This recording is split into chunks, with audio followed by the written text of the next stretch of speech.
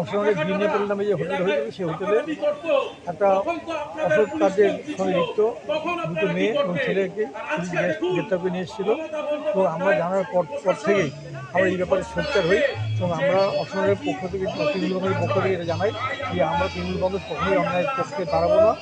আমার থানা পুলিশকে আরও স্পষ্টভাবে বলতে চাই যে আপনারা আপনাদের মতো শাস্তি প্রদান করুন, আমরা আপনাদের সঙ্গে আছি এবং যারা হোটেলের মালিক তাদের অবিলম্বে গ্রেপ্তার করতে হবে।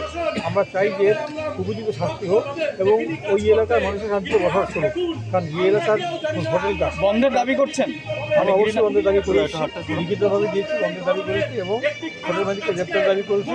বড়বাবু আশ্বস্ত করলেন আপনাদের?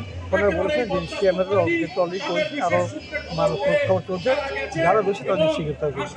এই বিষয়ে কথা হচ্ছে আমাদের সাথে এবং আমরা এটুকু বলেছি যে যদি গ্রেপ্তার না হয় তাহলে আগামী দিনে আমরা আরও বেশি বৃহত্তর আন্দোলনে নামবেন।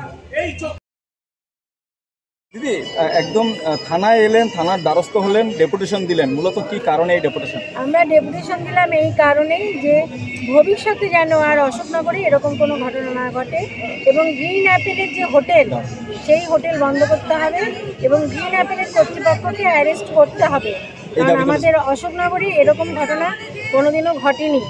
অনেক আগে সিপিএমের আমলে এ ঘটনা ঘটেছিল, সেটা কিছুক্ষণ একটা হোটেল ছিল, সেই হোটেলে বিজনেস চলতো, কিন্তু প্রপার শহরে এরকম ঘটনা কোনোদিনও ঘটেনি। তাই আমাদের পুলিশ কর্তৃপক্ষের কাছে দাবি যেন ওই হোটেল পুরো সিল করে দেওয়া হয় এবং কর্তৃপক্ষকে গ্রেপ্তার করা হয়। কি বললেন বড়বাবু? বড়বাবু আমাদের কথা দিলেন, বললেন ডোমেস্টিক প্লেস অশোকনগরের মতন জায়গায় এসব কাজ করতে দেওয়া যাবে না। উনি আমাদেরকে কথা দিচ্ছেন। খুশি আপনারা? আমরা খুশি।